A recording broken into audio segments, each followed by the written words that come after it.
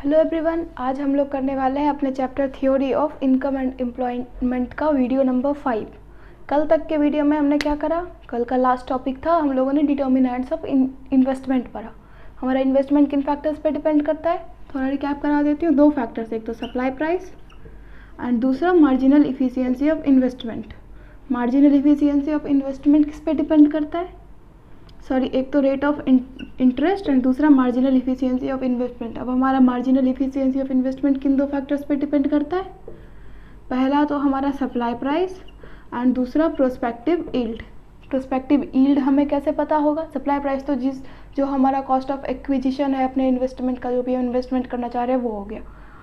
Prospective yield क्या होता है कि भाई हम अपने मशीनरी से नेट रिटर्न क्या एक्सपेक्ट कर रहे हैं ड्यूरिंग इट्स लाइफ टाइम। अगर हम मशीनरी में इन्वेस्ट कर रहे हैं तो that is our prospective yield. और फिर अगर हम अपने प्रोस्पेक्टिव यील्ड और सप्लाई प्राइस को कंपेयर कर रहे हैं, उससे एक परसेंटेज निकाल रहे हैं कि हमारे टोटल इन्वेस्टमेंट का क्या है, कि हमें कितना रिटर्न मिलने वाला है, उसे हम लोग कहेंगे मार्जिनल एफिशिएंसी ऑफ इन्वेस्टमेंट। मान लो हमारा प्रोस्पेक्टिव यील्ड कुछ भी आया, सप्लाई प्राइस है कुछ भी, तो हमें MEI निकालने के लिए क्या करना पड़ेगा? Prospective yield by supply price into 100। उसके बाद हम इसे रेट ऑफ इंटरेस्ट से कंपेयर करते हैं। अगर रेट ऑफ इंटरेस्ट ज़्यादा हो तो हम इन्वेस्ट नहीं करेंगे अपने फॉर्म में, एंड अगर रेट ऑफ इंटरेस्ट कम हो हमारे मार्जिनल इफिशियंसी ऑफ इन्वेस्टमेंट से तो हम लोग इन्वेस्टमेंट के लिए जाएंगे। वैसे तो मैं आपको पहले भी x anti and ex post variables के बारे में बता चुके हैं, पर आज थोड़ा इसे और इलेबोरेटिव वे में देखते हैं। एक्स एंटी वेरिएबल्स क्या होते हैं? वैसे वेरिएबल्स जो कि हम लोग अपने फ्यूचर के लिए प्लान कर रहे हैं। अब पहला चीज़ ले लो, एक्स एंटी सेविंग्स। चलो मान लो एक्स एंटी सेविंग्स, आप इसे एक्स एंटी इन्वेस्टमेंट भी लिख सकते हो। मैं यहाँ मेनली एक्स एंटी टर्म को बता रही हूँ। अब सबसे पहले सेविंग्स और इन्वेस्टमेंट के बीच में डिफरेंस क्या होता है? क्वेश्चन आ जाता है, 3 पॉइंट मैं आपको बताती हूँ। पहला, सेविंग्स करता कौन है? कौन करते हैं सेविंग्स? House hold. इन्वेस्टमेंट कौन करता है? फर्म। दूसरा, क्यों किया जाता है सेविंग्स क्यों करता है household? To meet some unexpected contingencies और एनीथिंग, लाइक अगर हमारे भविष्य में कुछ, हाउस होल्ड क्या सोचेगा कि कहीं हमारे भविष्य में कुछ ऐसा ना हो जाए कि हमें फंड की ज़रूरत पड़े एंड तब हमारे पास फंड ना हो, ये सोचकर हम सेविंग्स करते हैं। एंड इन्वेस्टमेंट फर्म क्यों करता है? For profit motive. इन्वेस्टमेंट क्यों किया जाता है? प्रॉफिट मोटिव के लिए किया जाता है। तीसरा, सेविंग्स ना छोटे छोटे अमाउंट्स में किया जाता है, स्मॉल अमाउंट्स। एंड जो हमारा इन्वेस्टमेंट है वो लार्ज अमाउंट, बड़ा अमाउंट किया जाता है इन्वेस्ट।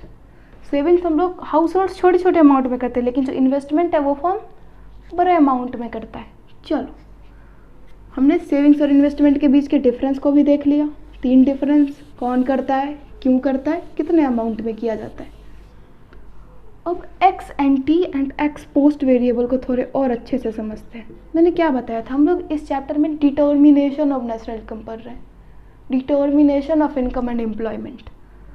एंड हम लोगों ने measurement of income and employment पढ़ा था, मेजरमेंट ऑफ नेशनल इनकम वाले चैप्टर में, फर्स्ट यूनिट जो हमारा था। तो एक्स एंटी वेरिएबल्स ऐसे वेरिएबल्स होते हैं जो कि हम फ्यूचर में प्लान कर रहे होते हैं। हाउस होल्ड फ्यूचर में कितनी सेविंग्स प्लान कर रहा है, that is x anti savings.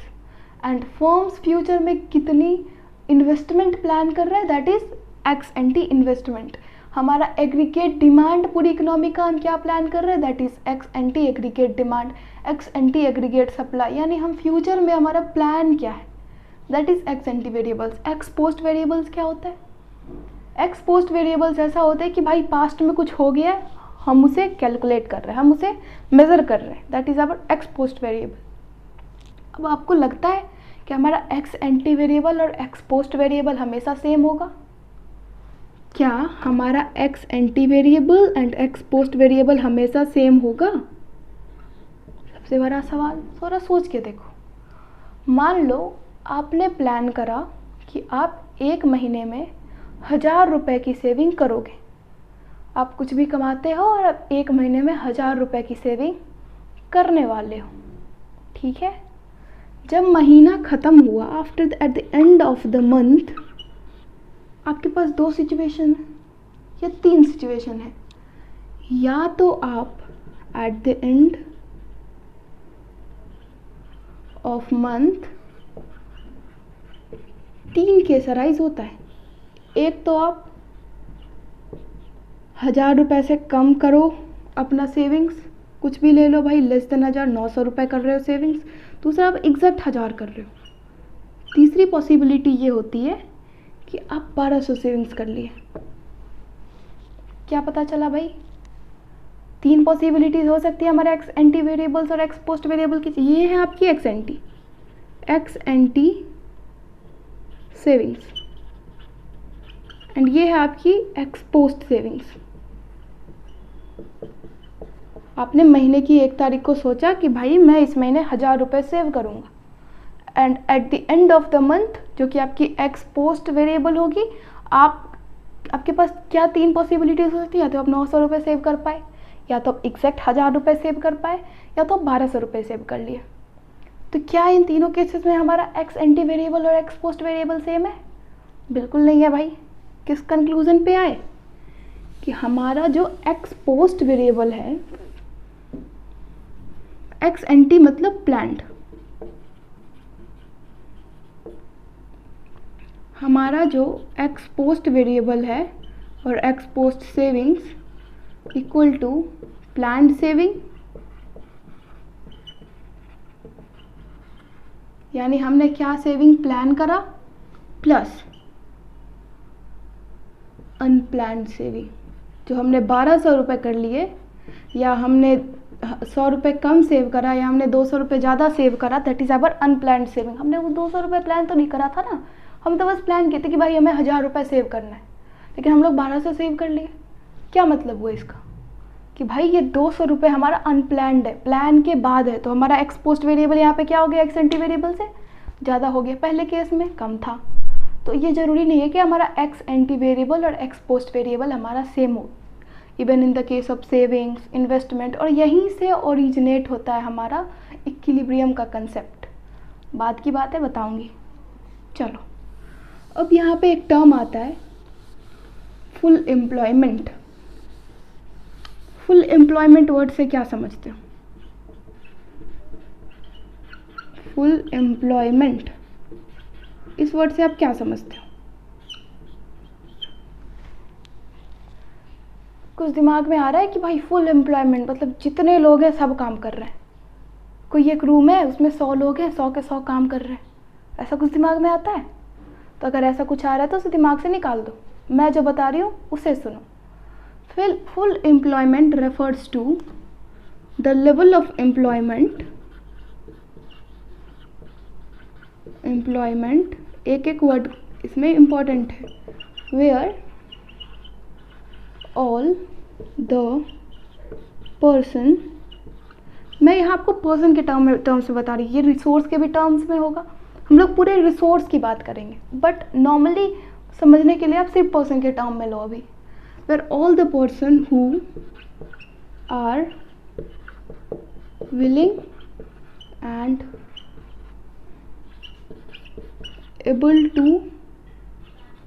do work are getting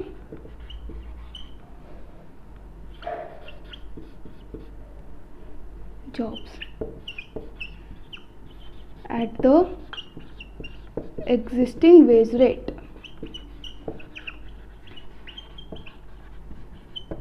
किसी एक एग्जिस्टिंग वेज रेट से, मान लो कुछ भी है, दिन का, महीने का, साल का, उस एग्जिस्टिंग वेज रेट पे जितने भी लोग काम करना चाह रहे हैं एंड काम कर पा रहे हैं, अगर वो काम कर रहे हैं, काम करना चाह रहे हैं और काम करने के लायक हैं, अगर वो काम कर पा रहे हैं, तो वो कौन सा सिचुएशन होगा? Full employment. पहला पॉइंट मैंने क्या बताया? At the existing wage rate. अगर आप मान लो ये रूम है, मैं एक रूम में हूँ, मैं मान लो इस रूम की मालिक होती, अब मेरा मन होता कि भाई जो इस रूम का मार्केट में अभी प्रिवेलिंग इंटरेस्ट रेट है, उस पर मैं इस रूम को रेंट पे लगाना चाहती हूँ, ठीक।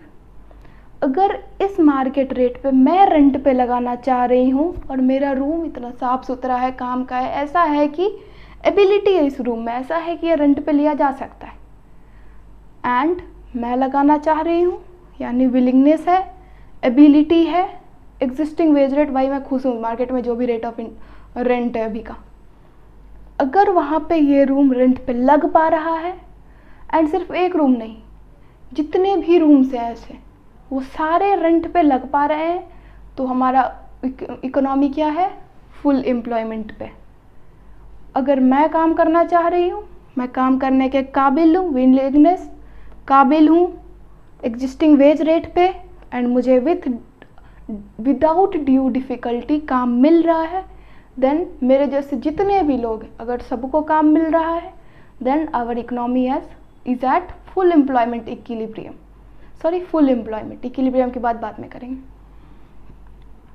फुल एम्प्लॉयमेंट का डिफिनीशन समझ में आ गया। अब मान लो कोई एक बहुत बुजुर्ग आदमी है भाई, 70-75 साल के, एंड वो भी काम करना चाह रहे हैं, काम करना चाह रहे हैं, वो काम नहीं कर रहे, और मान लो कोई 2 साल का बच्चा है, वो भी काम नहीं कर पा रहा है, तो क्या हम लोग कहेंगे कि भाई हमारी इकोनॉमी फुल एम्प्लॉयमेंट पे है? बिल्कुल कहेंगे, क्योंकि बच्चे और बड़े लोगों को, लाइक जो बुजुर्ग हैं, ओल्ड पीपल हैं, आफ्टर सर्टेन एज, उन्हें हमारे वर्क फोर्स से बाहर रखा जाता है। हम लोग इंडियन इकोनॉमी में लेबर फोर्स, वर्क फोर्स पढ़ेंगे, या शायद आपने पढ़ भी लिया होगा। तो जो छोटे बच्चे और जो बुजुर्ग लोग हैं, उन्हें हमारे वर्क फोर्स से बाहर रखा जाता है, ठीक है। अब देखो विलिंगनेस, अगर मान लो मैं हूँ, मैं ठीक हूँ, मैं ना तो इस वेज रेट पे काम करना चाह रही हूँ, या मान लो वेज रेट भी ठीक है, फिर भी मेरा अपना मन, मैं काम नहीं करना चाह रही हूँ, या मान लो ये रूम है, अपनी मनमानी मुझे खाली रखने का शौक़ है, या मैं ऐसा सोच रही हूँ अगर मैं रूम रेंट पे लगाऊँ तो लोग सोचेंगे मैं बहुत गरीब हो गई हूँ इसलिए रूम रेंट पे लगा रही, इसलिए मुझे ये रूम रेंट पे लगाना ही नहीं है। तो क्या हम लोग नहीं, बाकी जो रूम रेंट पे लगाने के लिए खुश हैं, तैयार हैं, वो लगा पा रहे हैं, तो क्या लोग कहेंगे कि हमारी इकोनॉमी फुल एम्प्लॉयमेंट पे नहीं है? नहीं कहेंगे। विलिंगनेस का होना ज़रूरी है। रूम को मुझे रेंट पे लगाना है, मुझे काम करना है, मैं काम कर सकती हूँ, मेरा रूम रेंट पे लगने लायक है इस एग्जिस्टिंग वेज रेट। हाँ, वेज रेट बढ़ेगा तो हो सकता है मैं चाहूँ कि हाँ रूम रेंट पे लगा दूँ, हो सकता है मैं चाहूँ कि मैं और काम कर लूँ, बट इस एग्जिस्टिंग वेज रेट पे मैं क्या करना चाह रही हूँ और मैं क्या कर सकती हूँ, अगर मैं वो कर पा रही हूँ, then our economy is at full employment.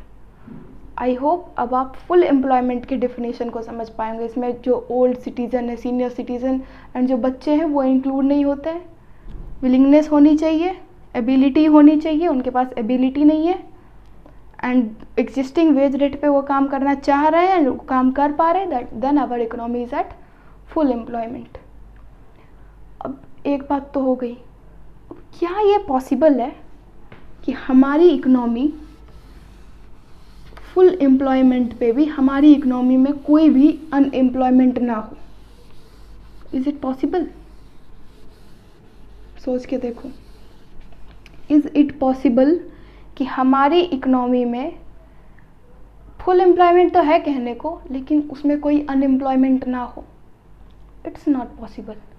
Full employment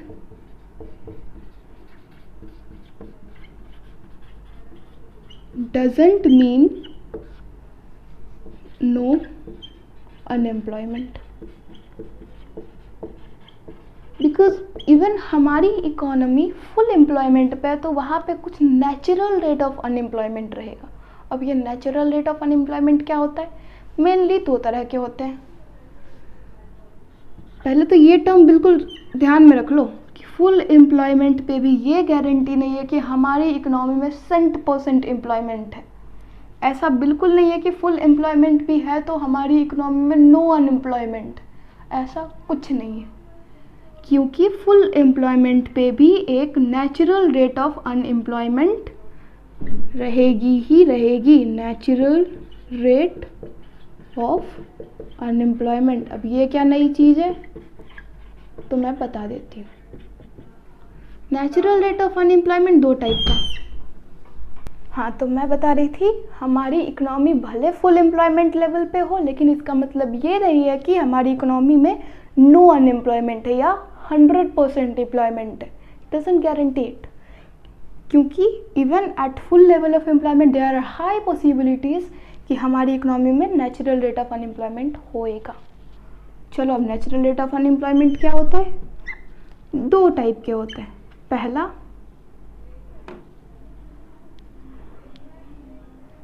frictional unemployment,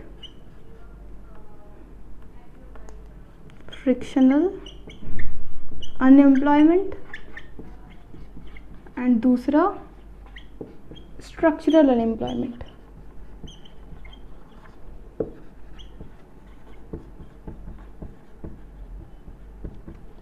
अब भाई साहब फ्रिक्शनल अनएम्प्लॉयमेंट क्या होता है? नाम से क्या लग रहा है? फ्रिक्शन मतलब कुछ कहीं से गुजर रहा है, समथिंग इज पासिंग। क्या समझ रहे हैं अनएम्प्लॉयमेंट के केस में? अब मान लो आप एक वर्कर हो, एक आईटी सेक्टर में आप काम कर रहे हो, या कहीं भी आप काम कर रहे हो, चलो कहीं भी आप किसी एक फर्म में काम कर रहे हो, ठीक है। अब आपका मन, आप मान लो पहले इन्फोसिस में थे, ठीक है। अब इन्फोसिस से आपकी जॉब कहाँ शिफ्ट हो गई? टाटा एलेक्सी में। आप पहले कहाँ काम कर रहे थे? इन्फोसिस में, एंड यहाँ से आपकी जॉब शिफ्ट हो गई टाटा एलेक्सी में, ठीक है। तो ये जो शिफ्ट हो रहा है हमारा, आप अनएम्प्लॉयड तो नहीं कहलाओगे। जितना टाइम पीरियड आपको इन्फोसिस से टाटा एलेक्सी में शिफ्ट होने में लगा, उतने टाइम पीरियड के लिए तो आप अनएम्प्लॉयड हो। लेकिन इसका मतलब ये तो नहीं है कि आप अनएम्प्लॉयड कहलाओगे, खुद को ये तो नहीं कहोगे। आप एक फर्म में काम कर रहे थे, आपको पता चला दूसरे फर्म में आपकी जॉब लग गई। इन दोनों जॉब के बीच आप जो गैप ले रहे हो, उसमें आप खुद को अनएम्प्लॉयड कहोगे? बिल्कुल नहीं कहेंगे भाई। हमारी इकोनॉमी फुल एम्प्लॉयमेंट पे है, बट स्टिल सिंस हम लोग एक फर्म से दूसरे फर्म में ज्वाइन कर रहे हैं, तो उन दोनों के बीच के टाइम पीरियड को क्या कहते हैं? Frictional unemployment. कोई एक वर्कर है, एक फर्म में काम कर रहा था, वहाँ काम खत्म हो गया, वहाँ से फिर दूसरे फर्म में गया, उसे क्या कहेंगे? दूसरे फर्म में जाने के बीच का जो टाइम पीरियड है उसे क्या कहेंगे? Frictional unemployment. अब इसके भी बहुत सारे रीजंस होते हैं, कुछ खुद से भी कर लेना चाहिए आपको। चलो फ्रिक्शनल एम्प्लॉयमेंट तो हो गया। अब अगला कौन सा एम्प्लॉयमेंट है हमारा? Structural unemployment. स्ट्रक्चरल एम्प्लॉयमेंट क्या होता है भाई? वो अनएम्प्लॉयमेंट, अब मान लो हमारी नाम क्या लग, स्ट्रक्चरल अनएम्प्लॉयमेंट देख के क्या लग रहा है कि हमारी इकोनॉमी का स्ट्रक्चर ही चेंज हो गया, अचानक से कंप्यूटराइजेशन हो गया। अचानक से तो नहीं होता, बट मान लो कंप्यूटराइजेशन हो गया, बहुत ज़्यादा डिजिटलाइजेशन हो गया। आजकल हम लोग एआई की बहुत बात करते हैं। तो स्ट्रक्चरल अनएम्प्लॉयमेंट क्या हुआ कि भाई हमारी इकोनॉमी का स्ट्रक्चर चेंज हो गया, एंड आपको जो एंड हमारी इकोनॉमी में जो जॉब की रिक्वायरमेंट है, वो आप फुलफिल नहीं कर पा रहे हो, देन यू आर अनएम्प्लॉयड। आप एबिलिटी से ही बाहर हो गए ना भाई। अब आप एबल ही नहीं हो काम करने के लिए, जॉब रिक्वायरमेंट ही चेंज हो गई। स्ट्रक्चरल एम्प्लॉयमेंट मतलब हमारी इकोनॉमी का स्ट्रक्चर चेंज हो गया, एंड अब आप एबिलिटी से ही बाहर हो गए। अब आपकी रिक्वायरमेंट ही नहीं है, आपके अंदर कोई स्पेसिफिक एबिलिटी नहीं है, इसलिए अब आप काम नहीं कर पाओगे, आप अनएम्प्लॉयड हो। बट हमारी इकोनॉमी को एज अ होल देखा जाए तो आप अनएम्प्लॉयड नहीं हो, हमारी इकोनॉमी फुल एम्प्लॉयमेंट लेवल पे। This was our structural unemployment. Mainly इसमें कंप्यूटराइजेशन का एग्जाम्पल दिया जाता है। चलो अब तीसरी चीज़ है इनवॉलेंटरी अनएम्प्लॉयमेंट। क्या है भैया? Involuntary unemployment.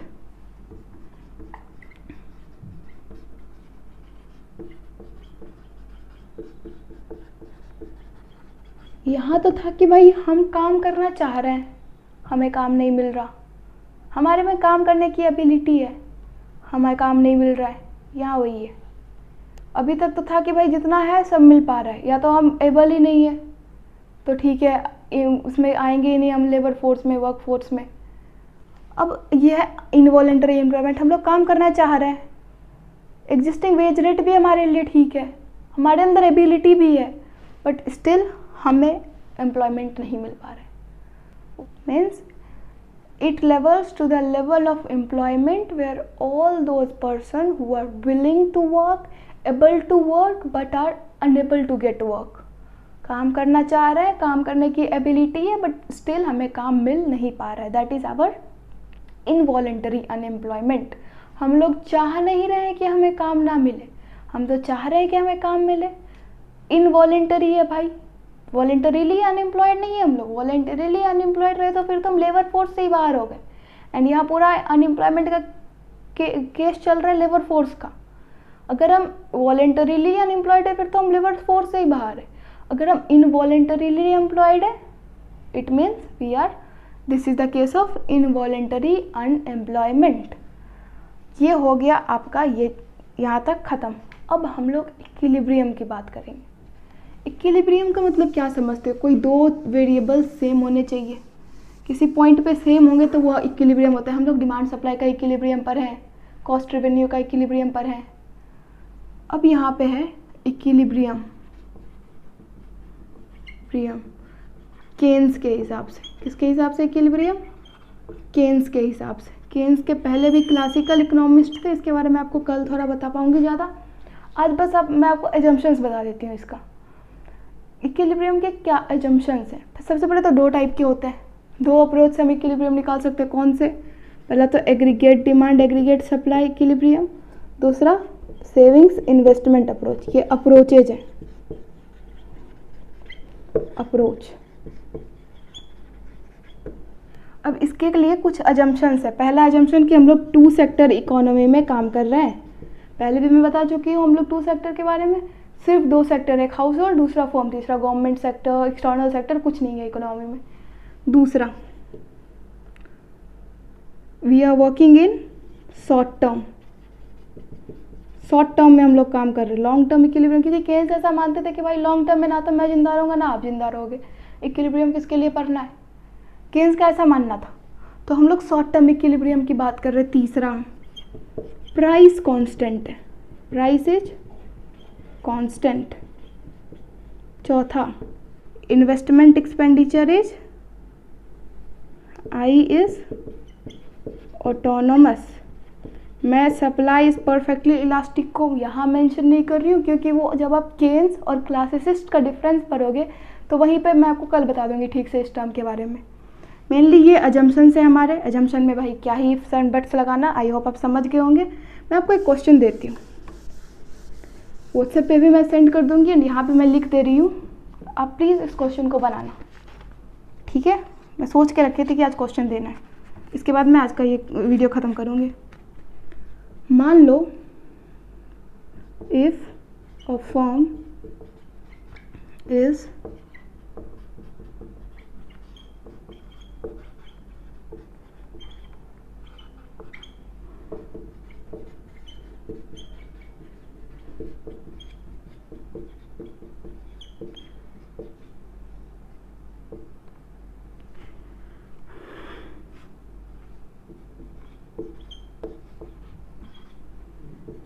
मैं व्हाट्सएप पे भी भेज दूंगी।